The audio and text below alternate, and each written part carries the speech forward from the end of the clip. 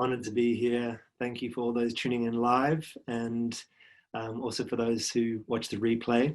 Honored that you are witnessing this process unfolding of all of these amazing facilitators. So honored to be following Ancestral Movement with Simon, an absolute, as you said, Matthew, a rock star, modern day living legend. So really honored to be in such company.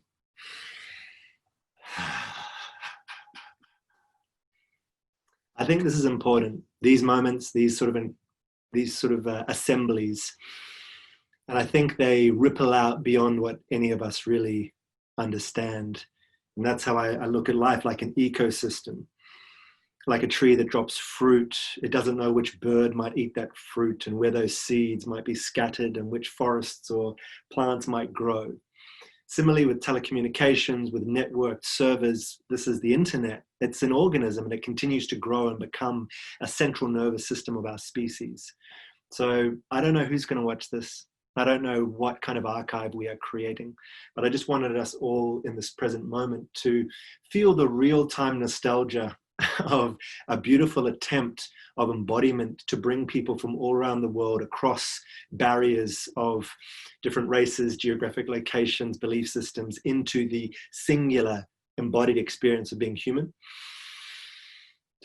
I try to startle myself back into wonder, because I think if our senses could truly capture all that's happening in the real time, we would be in awe. We would literally be awestruck. We would be dumbfounded. We would be in tears constantly. We would be grieving for all of the pain that is happening to our extended body, to environment, to people who are starving, to domestic violence cases, rape cases. All of these things are part of our collective embodiment.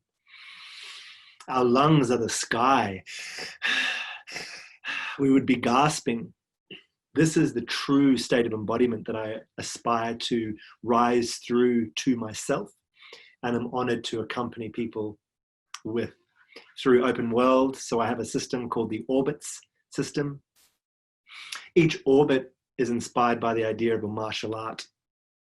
I grew up studying Judo, which is a Korean martial art, a little bit of karate, a little bit of Krav Maga. After one time a knife was pulled on me and I was like, I need something that works in the street. So I studied Krav Maga for a bit of Brazilian Jiu-Jitsu, just, you know, a lot of different forms. But most of all, I'm inspired by the concept that Bruce Lee put out, Jeet Kune Do, the formless form. In that famous interview, he says, you know, be like water, my friend. To be adaptable, to be ready. And theatre trained me in that from a young age. So what I'd love to do today is to hand over a bit of philosophy, get you up and moving in your bodies, have a practical embodiment session as well.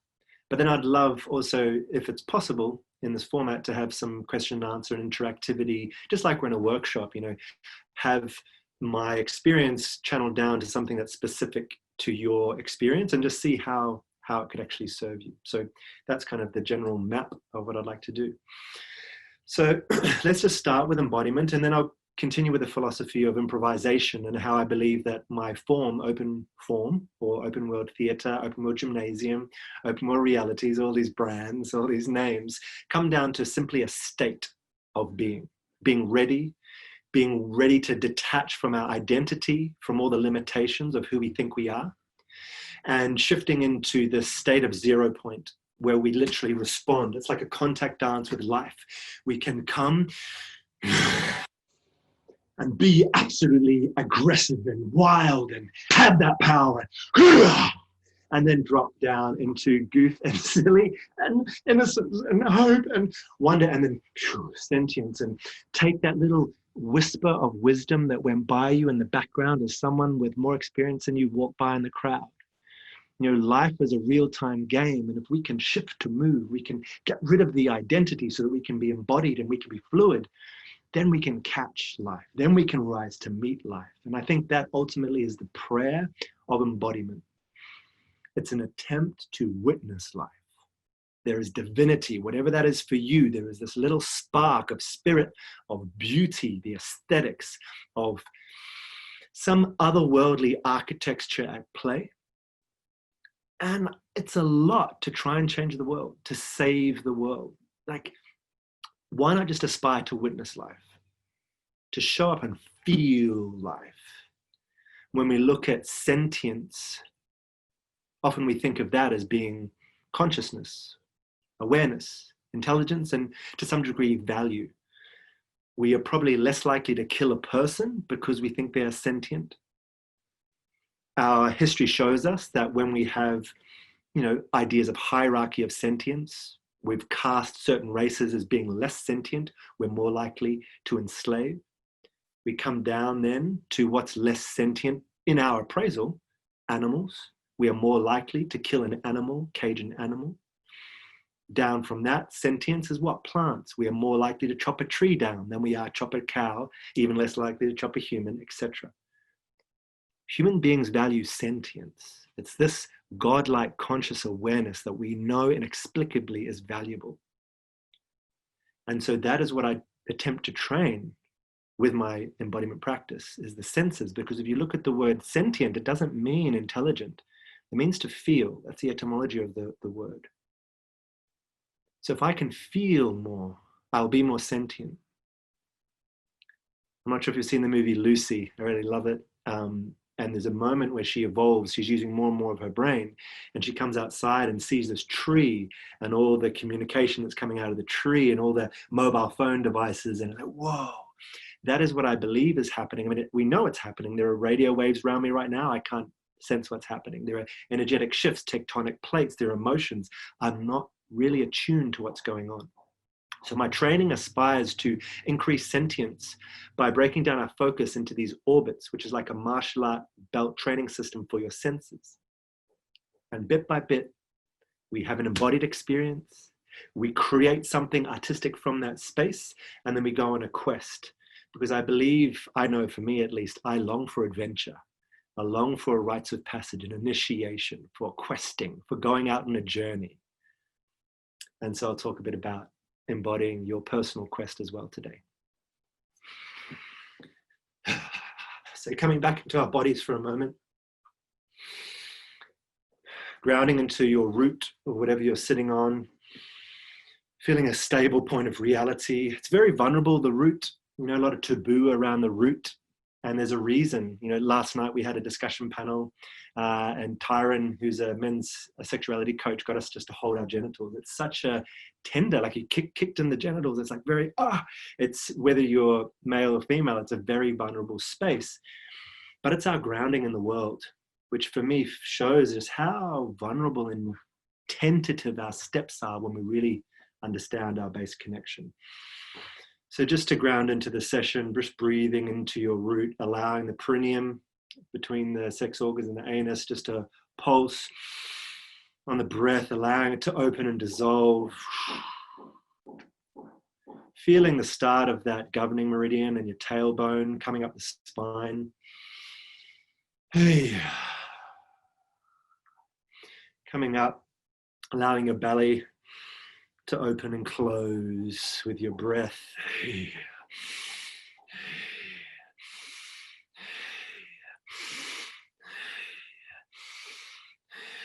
Starting to come into this remembering.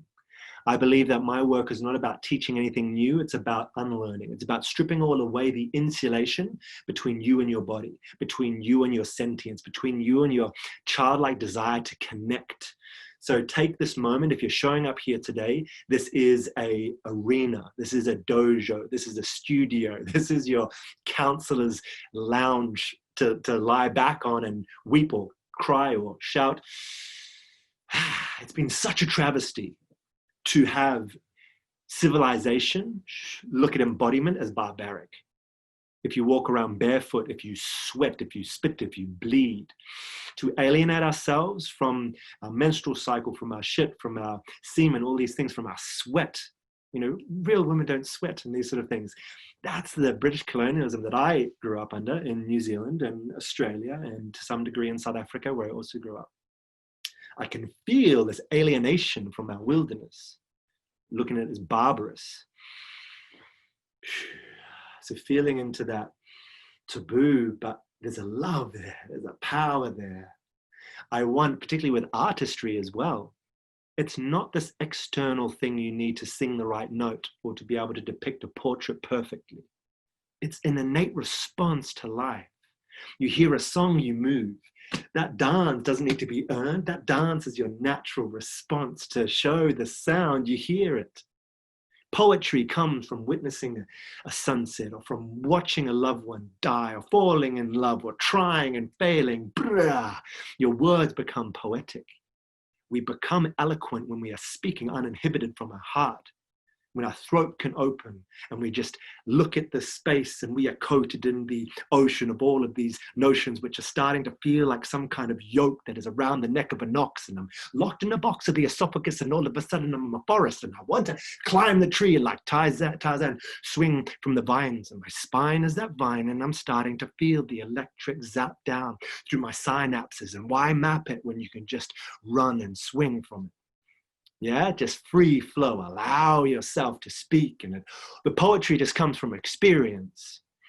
And our poetry is simply an invitation. It's like a recipe, but you are all the cake mixture. You have the eggs and the butter and the flour of your own experience. If I say the word vine, if I say the word love, if I say the word death, these are simply a stimulus which comes from me to your periphery.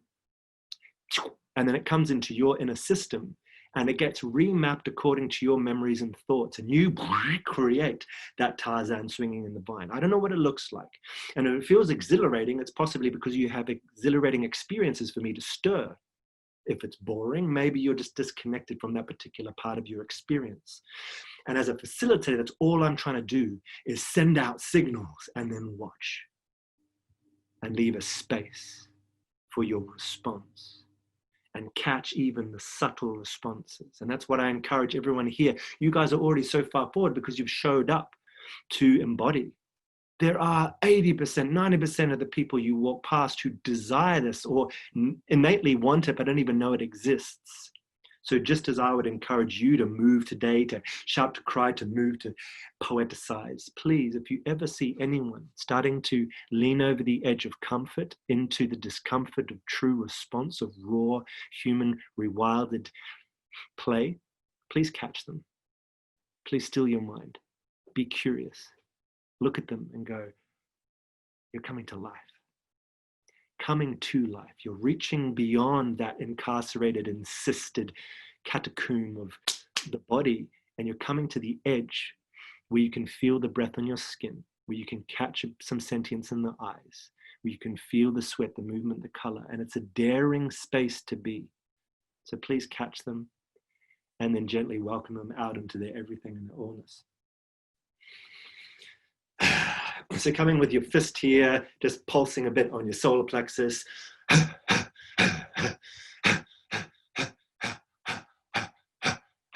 Starting to feel your central meridian, rubbing under your bottom lip here. Casting your other hand down your throat. Feeling the vagus nerve that plugs into the back of your face. It's coming down and casting itself around your fascia and all your internal organs. Casting your other hand down there. Maybe getting some water and just like splashing your face. Maybe a bit of humming.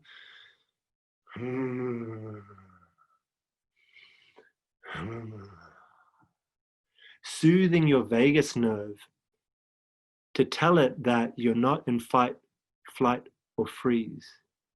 Softening the grip of the vagus nerve around your organs so you start to connect up the circulation and allow all these energy centers to come into the homeostasis which is inherent. We want a balance. Our body wants to detox and to rebuild. So as you're feeling this connection, really start to squeeze from your belly. In Qigong, they refer to it as the lower dantian, this dungeon. Really start to feel your connection between the lower chakras and the upper chakras, between your anus and your mouth, between your belly and your lungs. Really start to see the way that when you support your breath, your voice from down here, there's no strain on the throat. It's like a tree going up and mirroring itself going down. Our root splaying out into the earth, our crown splaying out into the heavens. So as you start to activate this breath and sound from your belly, from your solar plexus, also be aware of the throat and the jaw. So we'll skip the heart for a moment and come up to the throat and yawn. But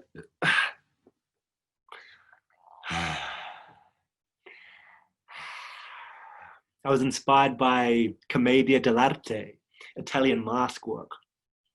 Using this bit of real estate that we've got so much tension around our faces. This is my identity. This is how I have to show you that I'm not a threat. I have to smile and look interested and seem safe. And just playing with this canvas, getting your hands and mushing it back into the putty of expression.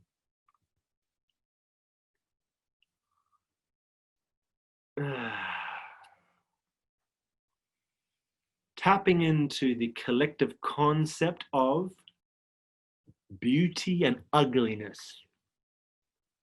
Such charged areas. Am I attractive? Am I a worthy mate? Charismatic? Am I ugly? Therefore, probably unkempt, uncouth. Am I repulsive? Will I be kicked out and ostracized from the crowd? Softening the jaw. Have a bit of nasal.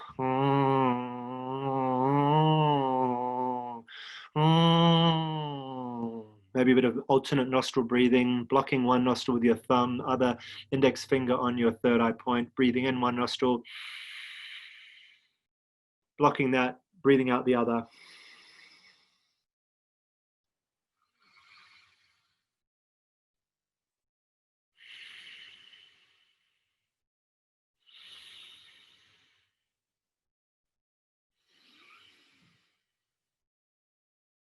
Awesome. Almost done with our warm-up. We're just going to pulse the breath, bit of fire breath, putting your hands on your belly, bringing the belly button in towards your spine on the exhale.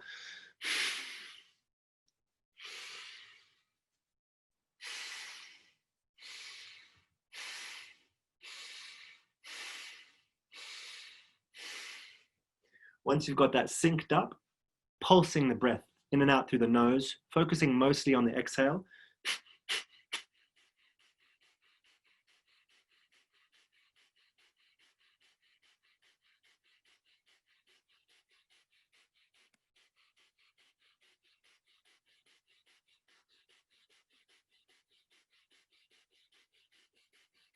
Deep breath in. Apply mula bandh or root lock, squeezing the perineum like you're holding we. Feel that sucking up of the stomach, bringing that energy from the lower part of your central nervous system up the rest of your body.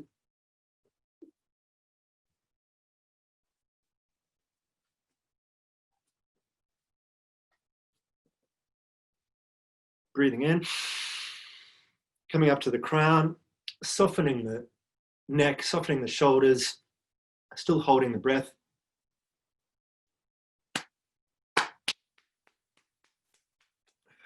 Breathing in your own time. Gonna do a bit of tapping.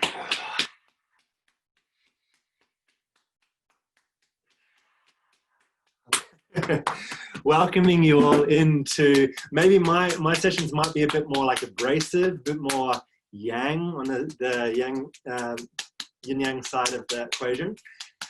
But it's got love in it. It's got power in it. It's not gender-based. It's not masculine, feminine. It's just presence.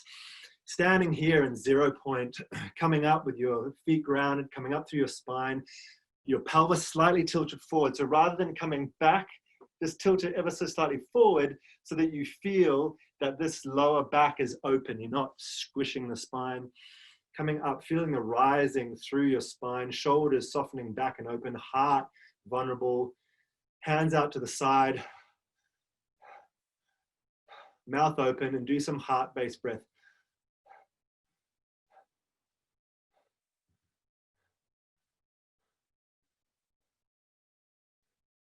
Coming back to your rewilded pant, allow it to be an effortless cycle, breathing into the heart,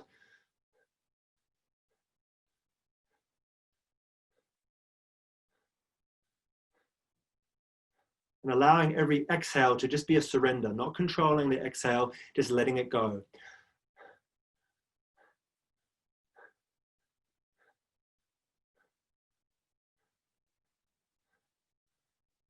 Beautiful. Gently letting the arms down by the sides, feeling open and vulnerable. And just taking 30 seconds now to go into deep listening of your body, feeling where you are most alive, feeling the titillation or the fear, feeling the frustration and anger, any latent energy, and just breathe with it. A lot of embodiment practitioners talk about breath, sound, and movement. Allow them to be your tools, just to allow, to open, come to life. Bringing your attention up to your atlas vertebrae, where your brain intersects with your spine, pineal gland, rippling. Taking your hands to the back of your head, collecting the energy and the intention, the noise, the literal solid feeling of thought, collect it all here, and we're going to let it go in a second. We're going to allow it to float up and away. And this, for me, is the separation between the mind and the brain. I see, it's just taxonomy, terminology. I see the brain as a wetware interface for our electrical circuitry, which happens outside the body and is injected into the body. So we're collecting all of the tension and fuzz and noise and charge of our ideas.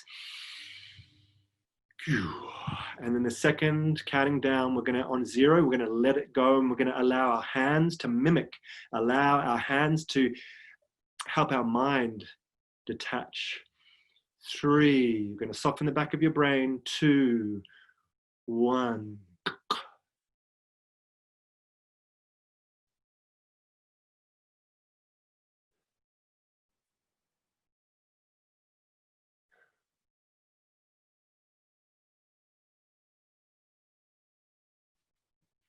Thank you for being here. Thank you for being present. Coming into a remembering of an ancient tradition of assembling in circle, to have the shaman, the sacred clown, come out and talk nonsense from their dreaming, to play and cast symbols at you that you will interpret in the meaning that you need it to mean right now. We have an innate drive to evolve. I trust that what I'm saying is making sense to you in your own pattern recognition system, making it appropriate to you. This is what has not been taken from us. Regardless of how civilized, regardless of how much technology, regardless of the imposition of different cultural values, a desire to sit in circle, to sing and to dance, to cry and to laugh. This is the remembering. And this is the place that the body knows in our DNA, our genetics, and our ancestry, that goes beyond the mental conditioning of being an appropriate citizen. Yeah. So what we're going to do now for the next, say, 10 minutes is we're going to play from our energy centers. And the most important thing is your experience. If you need to turn off your camera so you don't feel like people are witnessing you, that's fine. If you do us the favor of being witnessed, that's amazing, because you're being a demonstration of the possibility of freedom and expression. But the most important thing is not the presentation, it's not the performance, it's your subtle internal experience. Good. So just to tap into that for a moment, let's do some state shifting. I'm going to give you a word. Interpret it how you will, and bring yourself to that state of being inside. It could be a shimmer of the heart. It could be the way your belly moves with emotion. But just to show you, you can state shift at will. So coming into this 0 point of openness and readiness. And I invite you into a state of anticipation. How does anticipation feel in your body? What comes to life? Is it numb? Is it vivid? If you are moved by it, if you want to express, that's fine. But the most important thing is the internal experience. Shifting from anticipation into hope. How does that shift the energy? How does that change your breath or how your muscles are holding? What's your posture? And then humor. Don't go to a story. Don't tell yourself why it's funny. Just feel what's the somatic. What's the state of humor? Just for me, the jingling in the jaw. A little giddy. Embarrassment. Shifting from human to embarrassment. Draining. You got up and you danced when you shouldn't have. How does the blood shift? Grief of loss would cast you out. You're losing.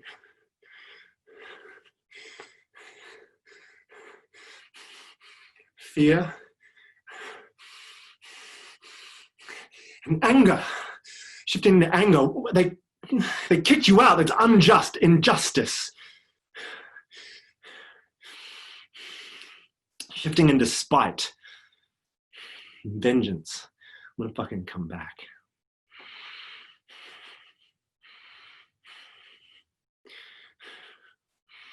And feeling love of those people you just wanted to go and hit, but you don't want to hurt them because you imagine the look in their faces when they're in pain from your actions. Hey, forgiveness.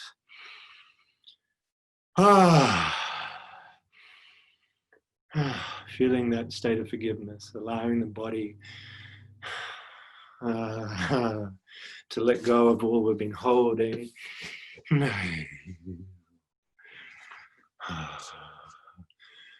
coming up into this unqualified love of the martyr who's just like, if you kick me out, I still love you. I still get you.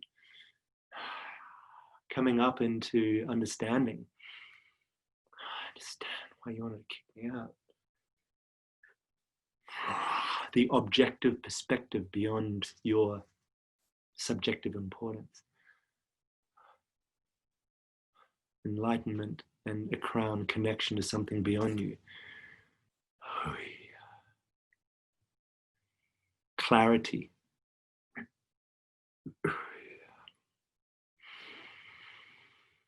Peace.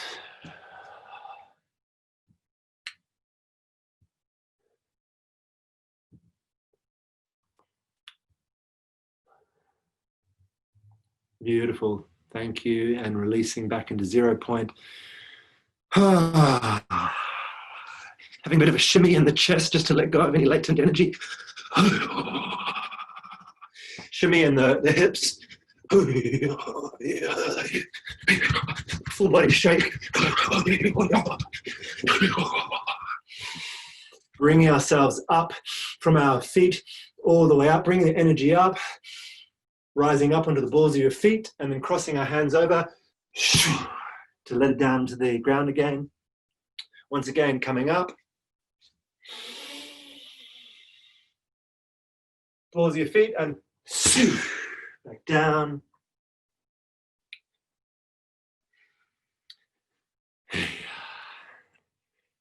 Beautiful. You amazing journeymen on this quest with me. Amazing fools of intrinsic wisdom. Cool, so we've got about 10 more minutes. And if we are traditional about this, we've got 7 chakras, 7 energy points to go through.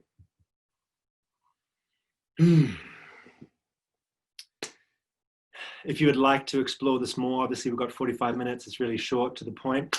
But please reach out to me, openworldrealities.com. Love to play, always available. Hope you're feeling alive. Use these 10 minutes with excruciating presence. I long to walk alongside people with integrity, who turn around at that racist comment on a bus, or who give their jacket to the kid in the rain, or who ask the uncomfortable question at the family gathering that everyone's thinking, but it would be inappropriate to ask. We've been so estranged from our naturalness. It is wrong and rude to be truthful. But that simplicity is, I believe, what will save the world. Innocence, onus showing up. So feeling your energy in your body coming forward. Feel yourself leaning into these last 10 minutes. Breathing, electrifying your central nervous system. Something important is happening here. A ritual is afoot. I remember this. I'm not teaching you anything new. We are now going to speak from the body, going through the chakra points and simply expressing. All we're doing is feeling, allowing it to come into breath, sound, and movement. Simple as that. But what you will find is that there are many people in you, and the identity that we hold on to is just one of them. Your inner child is still here, still longing to play, still wanting to be held. Your rebellious teenager still wants some danger. Your mother and father figure, if you didn't just drop into your own parents' identity, you've got your own version of that, wants to hold and to cultivate something. Your artist wants to express. Your wildman wants to fight and buck. Your seductress wants to juice fruit and create songs and enchanting, mesmerizing lullabies. Your warrior wants something to protect. Yeah? Cool.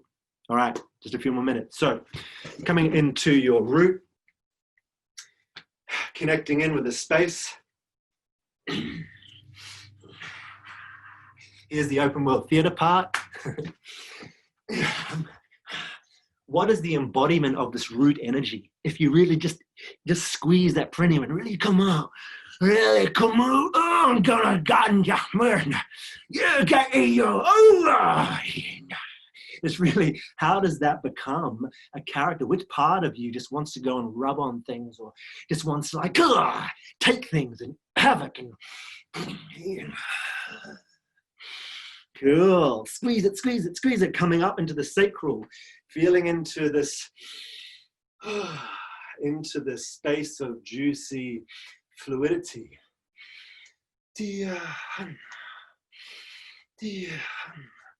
This is the start of what's going to come up through the throat. So allow your sacral, the lower dantian, to support your voice.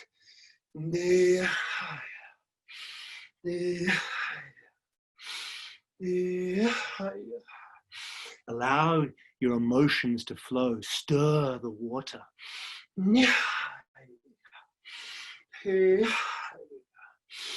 Coming up from there into our solar plexus.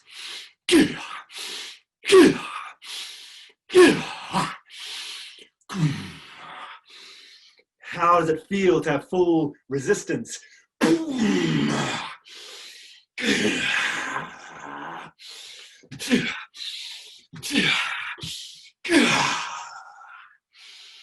Coming up from there into our heart. How does it feel to be led by a heart? To be innocent, to be integrated, to allow all systems to flow together, to feel and to hope, to feel so much.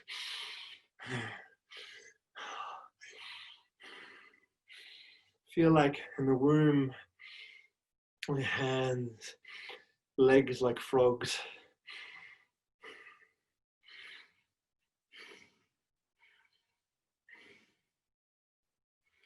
Coming up into your throat. Oi. Oh. What would your body like to say?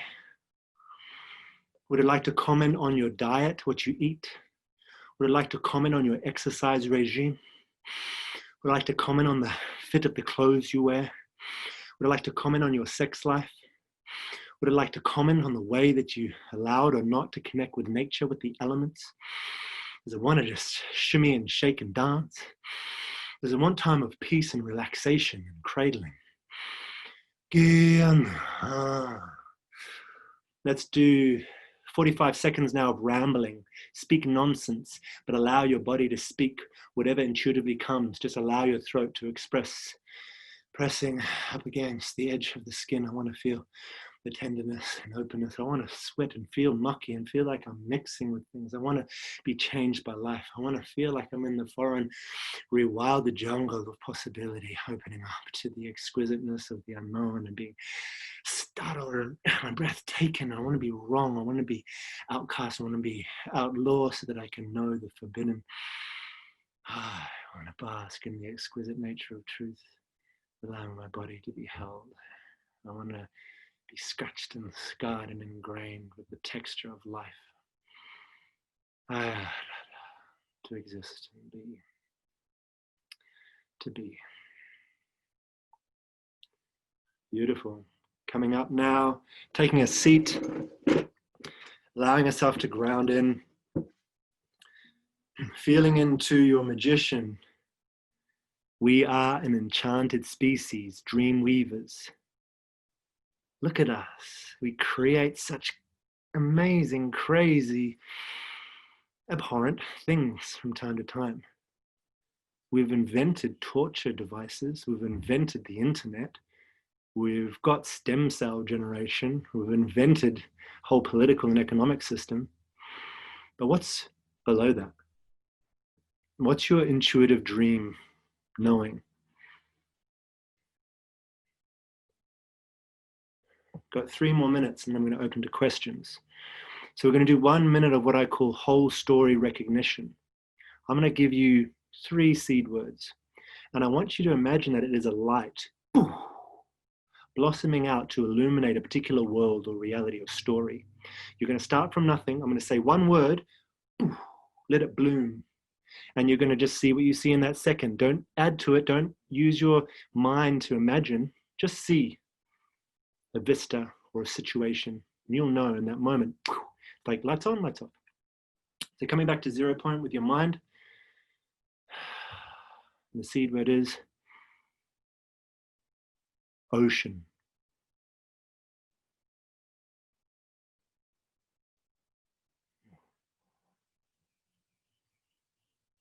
Beautiful. Just receiving the nutrients from whatever that vision and story is and letting it dissipate, getting ready for the next one.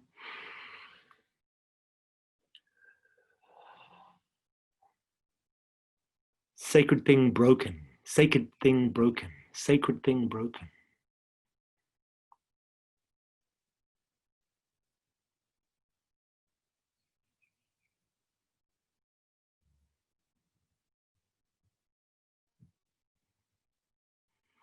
Dissolving that for the final seed word.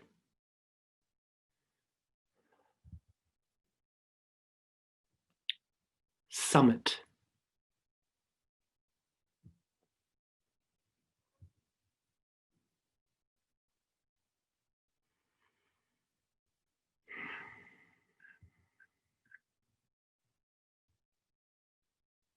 Beautiful, letting that dissolve.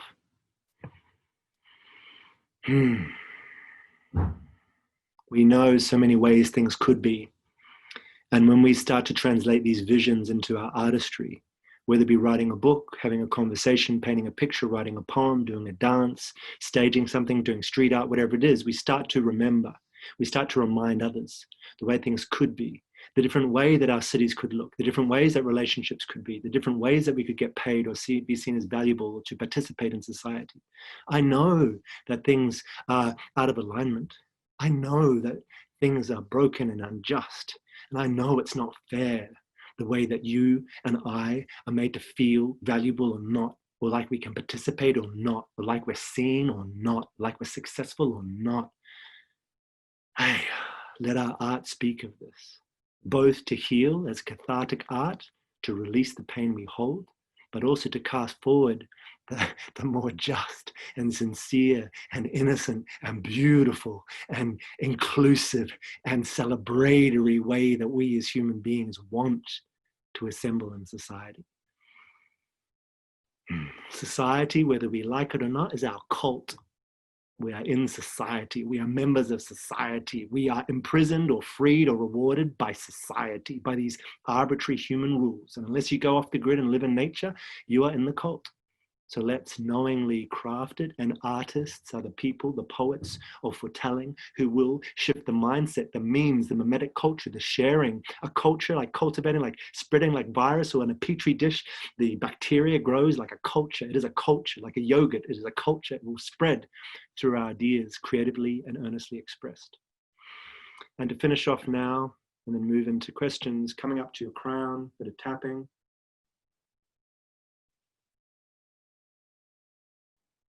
And just soften that crown. Come into the unknowing. We don't really know what the brain can do, what the mind is, what a soul is. We have inklings, we have feelings, but just soften into this vulnerable space, this little shell that protects our brain, and welcome in inspiration and change. And we might have to let go of so much that we know. We might have to lose all that we built for the new system to come into play. We might have to change so much. It'll be so damn scary. It'll be so strange. But just soften and trust of what's beyond.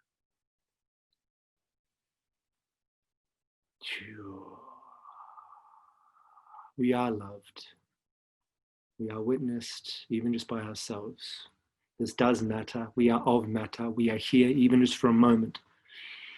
And let's carve our existence passionately into the surface of this earth, lovingly, not destructively, but to add our essence so that we can be the giants on whose shoulders the future generation stands and peers up higher than we ever know is possible. Honored to be training with you today, closing this aspect of the orbits, hoping that you feel that you've come to life even just that little bit more, and that there is a remembering and an honoring of what you knew already. Please show up to it. Please dare to be wild into your naturalness, because we are all longing for it. We are all dying for it. Thank you. Honored. I'm Atlas Talisman from Open World Realities. Please reach out. And I'd love to open up now to questions. And anything that the host would like to guide me to do.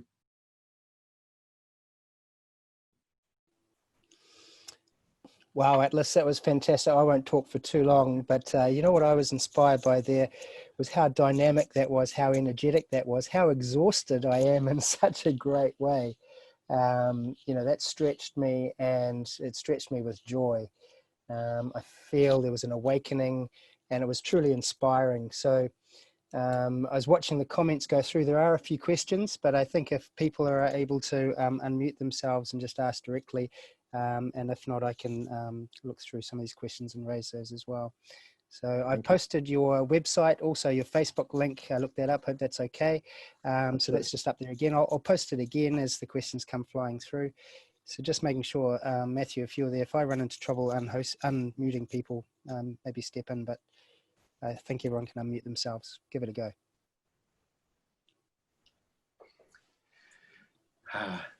Watching that, I kind of felt a bit like that Roman emperor in Gladiator, announcing to the crowds at the Colosseum, "Have I not entertained you?"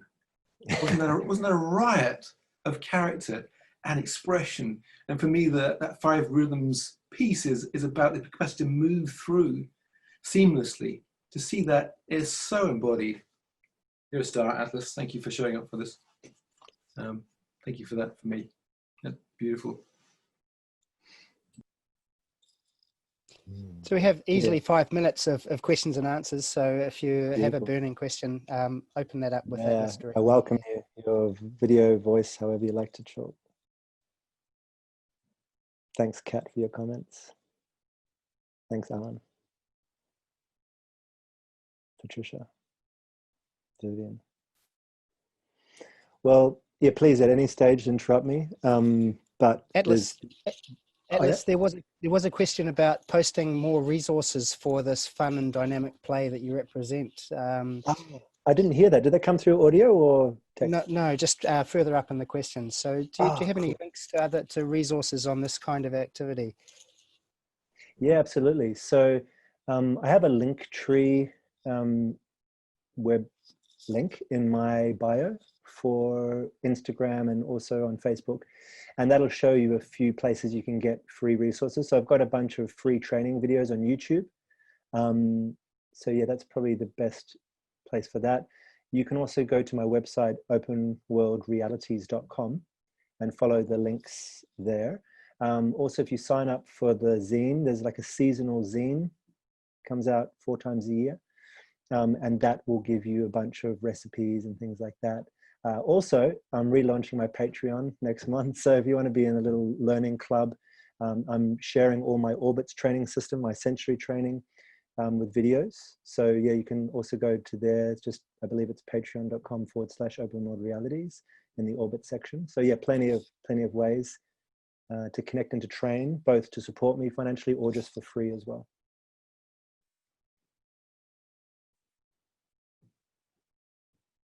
Yay, I love this comment from Sonia. I remembered what I used to do and what I can do again. Yes, yes, yes. Yeah, welcome. This is a direct call out. There might be 1 or 2 in this group. My training is monastic. It is foolish. It is the sacred clown. But it is for those who want to step into a martial art, but I flip it. I call it the art martial training system. Keepers of the flame of creativity. So if you know that you want to get up in the rain and train and stand outside, if you know that you want to patiently breathe with calligraphy, if you know that you want to master yourself and bring that flame, yeah, please reach out, because I believe that as beautiful as our various practices are, I believe there's a lacking in that path of mastery and that monastic martial arts aspect of embodiment and creativity. And I'd love to train with you on that. Here's a question. I often try to live in this space more. I practice it. I feel alive and it is catching.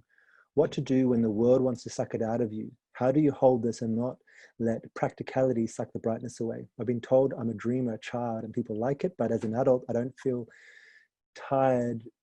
I don't feel tired, but I feel drained by adulting, what people think it has to be. Awesome, great question. One of the keys in there is, how do you hold this?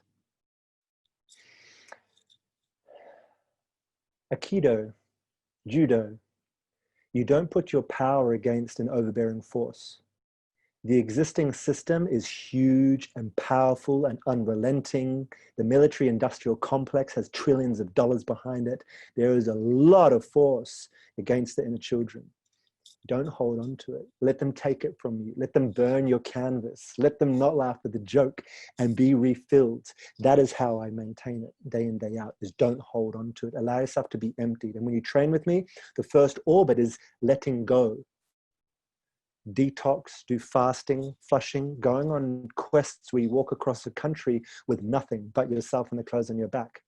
This is how you know you need nothing else and you don't need to hold on to anything. So that's one of the key ways to do it. Second thing is, we know that we are changing, yeah, as a society, our economics, our industries, our corporations, our idea of ethics, inclusion, all these sort of things. If you're doing something which is not fully aligned and purposeful, it is going to be destructive, but do something where you can be playful.